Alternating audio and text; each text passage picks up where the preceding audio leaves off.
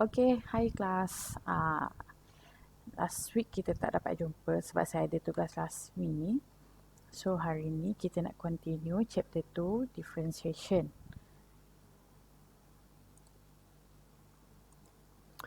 Okay, hari ni kita nak buat interpreting and determining rates of change for related quantities.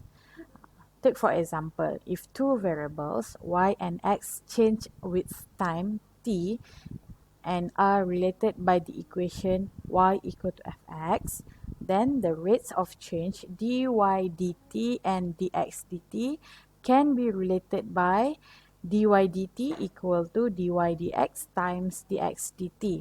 Ni chain rule yang awak pernah belajar. So, saya nak awak ingat satu benda. Ni excellent tips.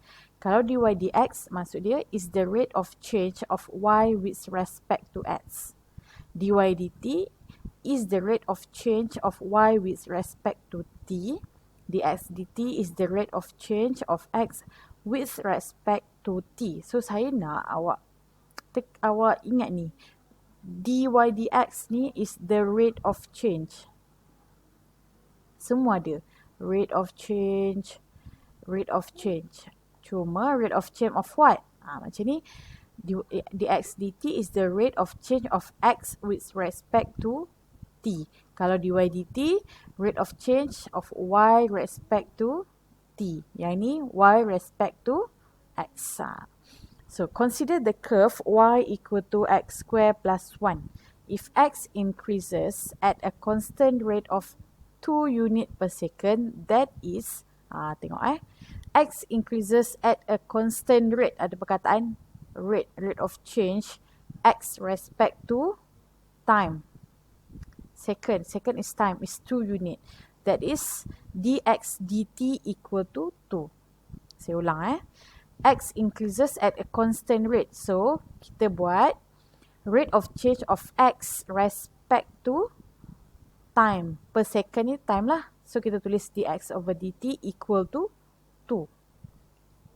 Then the rate of change of y is given by, so kita ada y is x square plus 1. So kita boleh ada rate of change of y respect to x. Maksudnya rate of change of y respect to x adalah dy dx. Then the rate of change of x respect to t, kita ada dx dt. So for change rule kita boleh combine jadi dy dt. Therefore kita boleh kata rate of change of y respect to t, y respect to the time, is dy dx times dx dt. So dy dx macam mana dapat? So kita akan differentiate yang ni. Kita differentiate y jadi dy dx equal to 2x. Yang ni So times dx dt kita dah ada 2. So multiply dapat 4x.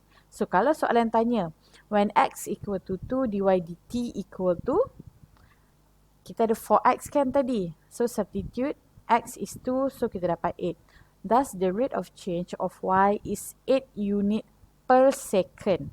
And y is said to increase at a rate of 8 unit per second when x equal to 2.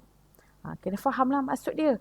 Maksudnya dy dt ni apa? Dy dt ni adalah the rate of change of y respect to t. Berapa banyak? Is 8 unit per second.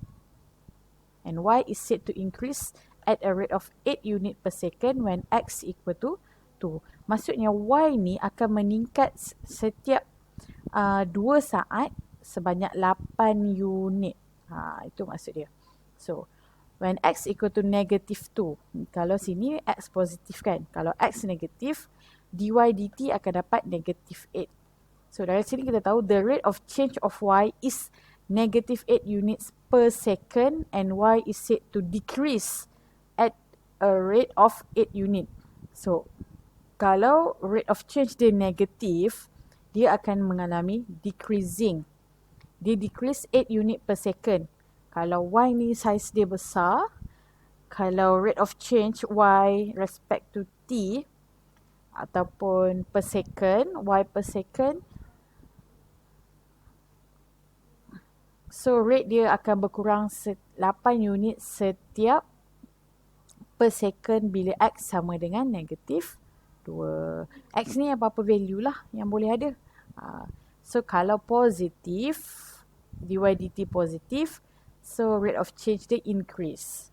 Kalau dy dt dia negatif, rate of change dia adalah decreasing. Awak kena ingat tu. Tengok example. A curve has an equation y equal to x square plus 4 over x. Find an expression of dy dx. Okay, yang ni yang basic awak akan buat. First, since x dekat bawah, awak akan bawa naik atas, power negative 1. Then awak differentiate first derivative. 2x akan jadi, x square akan jadi 2x minus, sebab negative 1 bawa ke depan. Ni yang biasa basic. So, akhirnya awak dapat yang ni. So, daripada sini, untuk soalan B, tengok balik 2x minus 4 over x square. So, dy dx awak 2x minus 4 over x square. Minus 4 over x square. Okay, this is your dy dx untuk soalan tadi. So, when x equal to 1, dy dx awak adalah negative 2. Macam mana dapat negatif 2? Awak substitute saja. Negatif 2. So, kita tahu dy dt. Sebab dia minta the rate of change of y when x equal to 1 and x equal to 2, given that x increases at a constant rate of 3 unit per second. Maksudnya, kat sini, x increase at a constant rate of 3 unit per second ni adalah dx over dt. So, awak ada dy dx, awak ada dx dt. So, boleh tak cari rate of change of y? Kita guna change rule, dy over dt, bila kita combine dy over dx times dx over dt. So, daripada sini dy dx kita substitute, kita dapat negative 2. So, negative 2 times 3. Sebab dia dah bagi ni, dx dt sama dengan 3. So, your answer is dy dt is negative 6. Thus, the rate of change of y is negative 6 units per second. Therefore, y is said to decrease 6 unit per second. Bila dia negatif, dy dt dia negatif, kita kata dia decrease 6 unit every second. Setiap second dia akan turun 6 unit. So, when x equal to 2, tadi x equal to 1.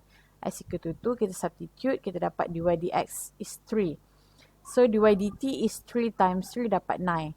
Thus, the rate of change of y is 9 unit per second. Therefore, y is said to increase. Positive, dia increase at the rate of 9 unit per second. Okay. So, untuk hari ni, awak buat self exercise 2.1 ni, saya nak awak buat 6 soalan saja untuk awak familiar how to use change rule. First, awak kena dapatkan dy over dx. Lepas tu dapatkan dy over dt. Then sign awak interpret dia decreasing or increasing. Jangan lupa dia bagi the rate of change of x is 2 unit per second. Yang ni adalah dx over dt equal to 2. So, selamat menjawab soalan. Ada 6 soalan saja. Tunggu next video untuk soalan yang berikutnya. Soalan berikutnya kita akan pergi pada problem solving pula. Okay, bye. Thank you, class.